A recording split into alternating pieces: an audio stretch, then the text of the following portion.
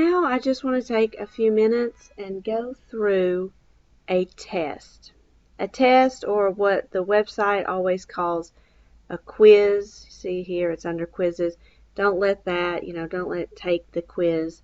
Don't let that throw you off. A test, a quiz, it's the same thing in this course. The first thing I want to talk about, though, is what types of questions you're going to be seeing. This first one here, this is just a multiple choice. You just choose the best answer. And then you move forward by pressing the next button. Another type of question you will see a lot of are fill in the blank questions. So it gives a sentence and it leaves you two blanks, which means there's going to be two words you're going to have to write here. And what I need to stress about this more than anything is you need to write exactly how you see the words written in the word bank. And what I suggest to my students is just copy, hit Control-C, and paste it Control-V. And then you know there's not going to be any spelling errors. Because these types of questions here, the computer is going to grade. And, if you were to do this, let's say you were typing it and you accidentally hit two S's and you didn't notice. If I was grading it, I would say, okay, they meant to put cultural boundaries. But the computer does not know that. The computer only knows that these letters here in this combination are correct and nothing else is correct. So I'm actually going to leave it wrong because I'm going to show you in a moment something else. But just copy and paste the words from the word bank. That way you know there's no spelling errors. And again, hit next. Another type of multiple choice type situation, you just click which one looks correct to you and you hit next. And I do want to stress to you that you can go back, even though it's only showing one question at a time. Let's say you weren't sure of your answer for number 6. You can hit this previous button, or if you're on question 30 and it's number 6, you can look over here and you can scroll through over here and just click on whatever question you want to go to. And it will also, if you leave a question blank, like let's say you were at number 6 and you say, oh, I don't remember, I'm just going to go ahead, I'll come back to that. It's going to leave that question highlighted so you know that you haven't answered it. Question number 1 I answered, so it is now grayish. Question 15 I answered. But all of these others that are dark blue, those are questions that I haven't answered. So it's a great little way for you to be able to move back and forth throughout the questions and throughout the test, even though you're only seeing one question at a time.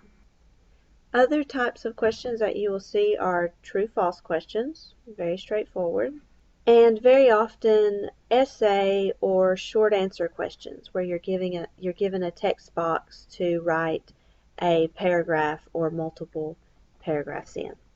Okay, what I'm going to do now is pretend like I'm typing in something for an essay question, and then I'm going to hit Submit Quiz. Now, I want to stress to you that you can go back through and you can double check and look at any of these questions and you can change your answers until you hit Submit Quiz. And then after you hit Submit Quiz, that's it. There's no more changes can be made. So, proofread your essay question one more time. If you had second thoughts on a previous question in the test, go back and look at it. But, again, once you hit Submit Quiz, that's done. You're done. You can't go back into this test anymore. And what it's going to do is it's going to show you your test immediately. Now, the very first thing I want to stress to you is anytime you have an essay question or a short answer question in a test, the computer is not going to grade that, so those grades are not going to show. And for example, right now it shows that I have a 70 out of 100, and right here it says that asterisk means some questions have not yet been graded. Some people, they hit submit on a test, and in some of these later tests where you're going to have 3 or 4 essay questions, you may hit submit and it's going to tell you your grade is like a 40 because I have not graded and put in the points for any of your essay questions. So please do not look at this first score that you get and think that that's your final score, because if you see this little asterisk, then that means I still need to go in and I need to grade some things and put those points in. Now the most points you could see here if you got every single question right is a 75, because that last essay question was worth 25 points, I think. But what you should always do is just take a moment and go down through and look at all your answers. And right here is the reason why. On these, and we talked about this earlier, on these fill in the blank questions, again, I misspelled this on purpose to show you how, even though I was very close to spelling the word parallel, I didn't spell it exactly how, like one of these two choices, like I should have. So it counted 3 points off. It took 3 points off. Now, if you do this, you should always email me and you should say, Miss P, Chapter 1, question number 5, I accidentally misspelled it. Can you please fix it?